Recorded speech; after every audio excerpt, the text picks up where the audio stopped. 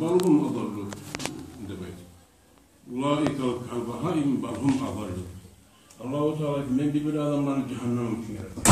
Cennette uzun tolturganını suya, cehennemde uzun tolturganını, kursak uzun tolturganı suya ne yapma? Cennette suya uzun tolturganını, cehennemde suya uzun tolturganını.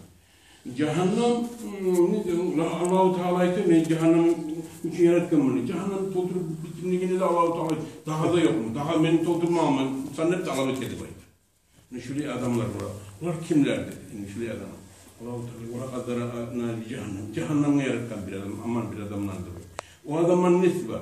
Allah'ım kulubuna yavrulayı yafkahuna biha. Onun yürekleri var anlamayken.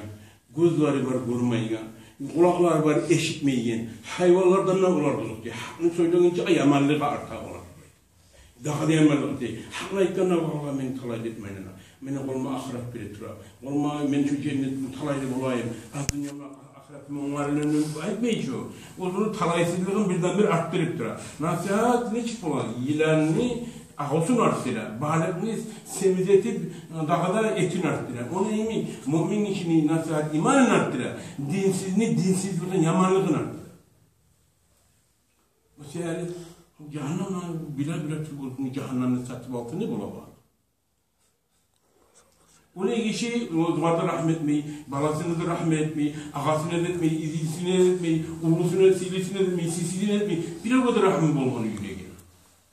Rahmi yok yürekte Allah-u Teala talaysızdan yüreğine. Rahmi olunca Allah kursuyor. Musa Peygamber koyçu olma.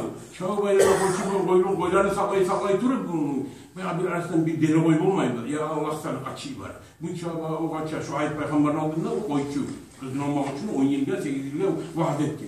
Çağ kaçar durup ağrıp yığından. Biraz ağrıyana suya açtı ama aldı. Ay seni bu yeteğinde. Bu yığılan zamanı uzda yığılır, malda yığılır, bağımsızda yığılan zamanı. Ay yavrum beni idare ettin seni ağrıdın. Allah'ın için sana da bayıklar. Beni idare et. Bu zamanla Allah-u Teala Peygamberlik bir zamanı var. Kişinin oğlunda yok çünkü.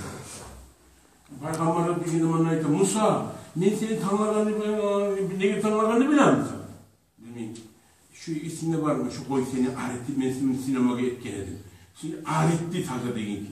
Şu zamanlarda yanlarında öğrenmediğin şu var. Sipep yakışıklı ettiğin şu var. Şu yerde kabul ettin mesela Peygamber. Ya hayvanlarda da rahmi olmadı. Bir kaçın kişi zina, kaçın kişi zina,